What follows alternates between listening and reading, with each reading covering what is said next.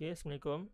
Dalam video kali ni aku akan kongsikan dengan korang macam mana nak set up NAN untuk run 24 hours. Kita ada option lain yang free, yang mana korang boleh set up NAN dalam device korang, laptop korang ke ataupun dalam PC spare ke. Dan dengan cara tu korang boleh dapatkan NAN dengan free, tetapi memerlukan device korang sentiasa on dan running. Jadi kalau dia rosak ke, dia off ke ataupun blackout ke, jadi NAN korang akan stop. Kita ada option lain yang membolehkan NAN sentiasa run dekat server lain lah. Jadi kita bukan set up locally tapi dekat server yang ada host dia lah. Jadi option pertama, iaitu yang free, kalau korang nak test out dulu NAN, pergi je search NAN dan pergi ke website official dia yang ni, nan.io. Korang akan dibawa ke homepage dia. Tekan je sini get started for free. Korang submit email. Okay, aku dapatkan dia punya verification code jap.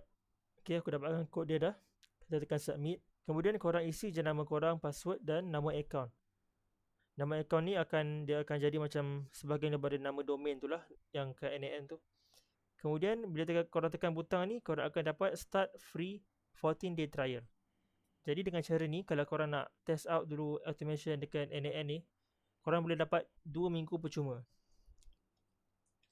Cara kedua yang aku tengah guna sekarang dan aku recommend adalah guna Hostinger. Cara dia, okay, korang pergi je ke dekat description mana-mana video aku. Dekat description ni akan ada link 20% off setup NAN Hostinger.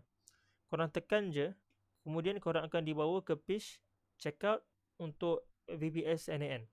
VPS stands for Virtual Private Server, yang bermaksud Hostinger akan tolong bagi kita sewa satu device pada pihak dia orang untuk run NAN ni 24 hours lah. Jadi tak perlu nak pening kepala, dia off ke apa, dia memang akan run 24 hours. Okay, jadi tekan sini berapa month korang nak. Okay, contoh 1 month. Harga yang ni akan ada discount, jadi RM50 sebulan. Kita cuba bandingkan lah dengan harga daripada official NAN website. Okay, kat sini nampak pricing dia untuk starter pun dah $20, yang equals to hampir 90 hingga 100 ringgit lah. Dan satu lagi limitation dia ada 2,500 je workflow executions. Sedangkan kalau kita guna yang Hostinger punya ni, dia unlimited execution. Jadi korang boleh test berapa banyak yang korang nak tanpa perlu bayar extra pun. Okay, bila dah pilih satu bulan kat sini, pergi bawah, pilih server location. Ini dah Malaysia lah, paling dekat. Kemudian tekan, ada beberapa option kat sini. Tekan application dan tekan NAN. Dah macam tu je. Jadi korang tekan continue dan proceed untuk bayar. So bila korang dah siap, dah check out dekat page tadi, korang akan dibawa ke homepage Hostinger ni. So korang pergi je dekat bawah sini, dekat VPS, ada list korang punya NAN instance yang baru kita beli tadi. Tekan je manage dan tekan je manage app dan korang akan buka korang punya NAN.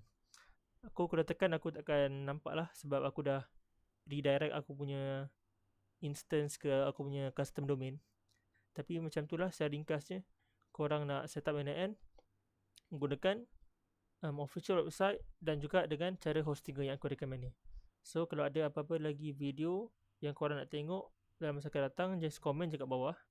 Ataupun kalau ada soalan, boleh juga komen dan aku akan cuba jawab. Dan jumpa korang dekat video akan datang.